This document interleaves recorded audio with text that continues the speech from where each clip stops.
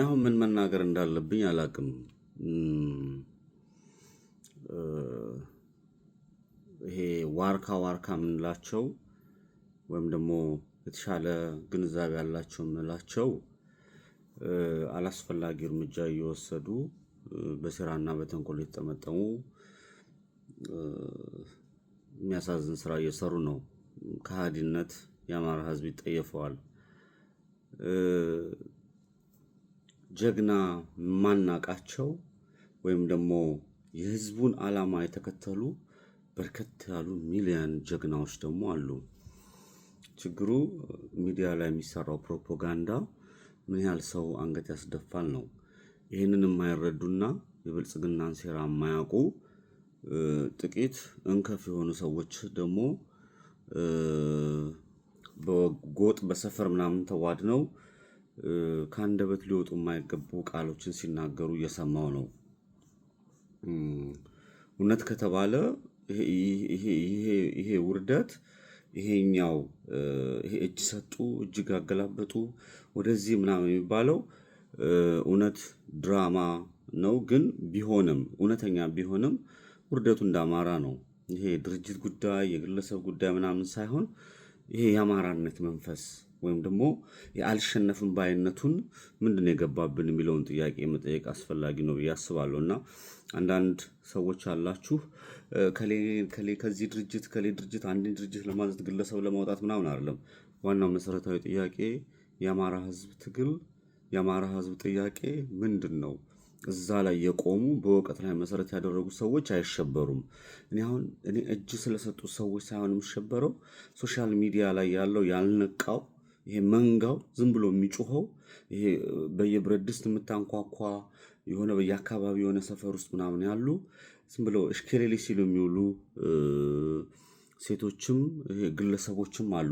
የፖለቲካ ስንቅ የሌላቸው ስለ ወንድሞቻቸው መውደቅ ስለ ወንድሞቻቸው ዋጋ መክፈል ስለ ወንድሞቻቸው በየአካባቢው መንገላታት በምድር ላይ ያሉ ፋኖች በሙሉ የሚከፍሉት ዋጋ የአማራ ልዩ ኃይል የሚከፍለው ዋጋ የአማራ ህዝብ የሚከፍለው ዋጋ ንጹሃን እህቶች እናቶች አባቶች በዛች ምድር ላይ ስላላቸው እውነት የሚከፍሉትን ዋጋ መዝነው ማያውቁ ለጊዜው ዝም ብሎ በቃ ዘራፍ እኛ እንደዚህ ይሄ ዘመነ እስክንድር ግለሰብ ነው።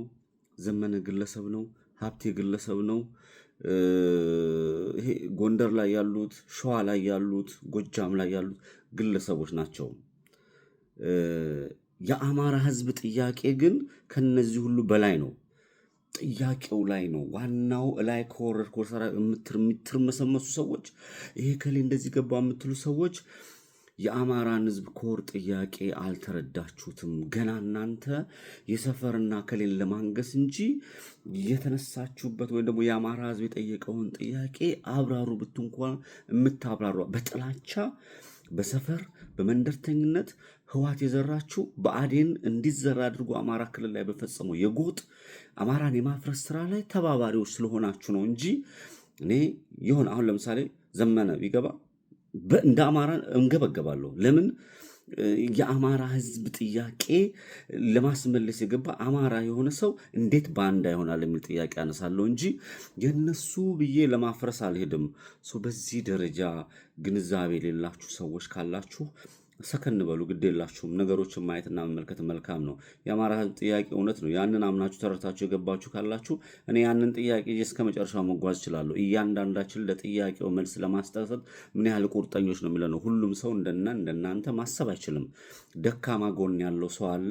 ይሄንን ይዞ የሚሄድ ሰው አለና መጨረሻ ላይ የክብርን አክሊል የሚቀናጀው ማን ነው?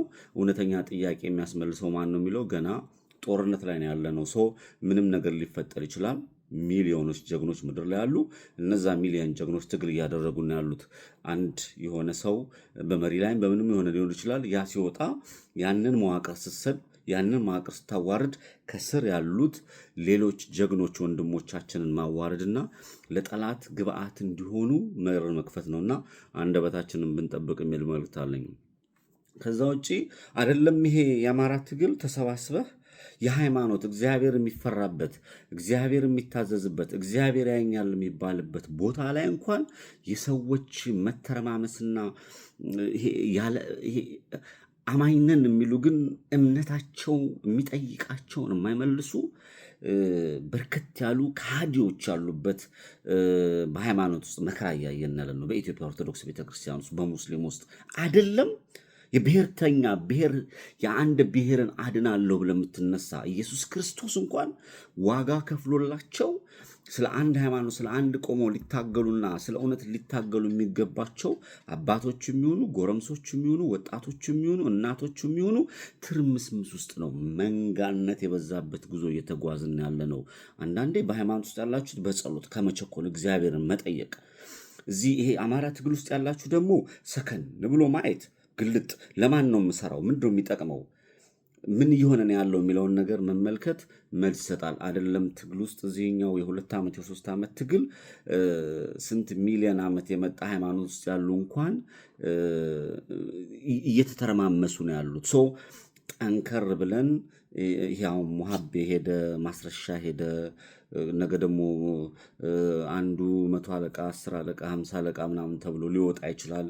አሁን ወንድሞቻችን አንድነት እየሰሩ ነው ያሉት። አንድነቱን ምን አደረሳችሁ? የሚሆነው ምንድን ነው? እነሱን እንስማቸው።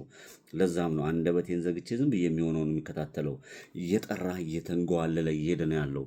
ብዙ ማንሳት የማልፈልጋቸው ከየአካባቢው መረጃ ላይ ብዙ የሚሄዱ ሰዎች የሚገቡ ሰዎች አሉ።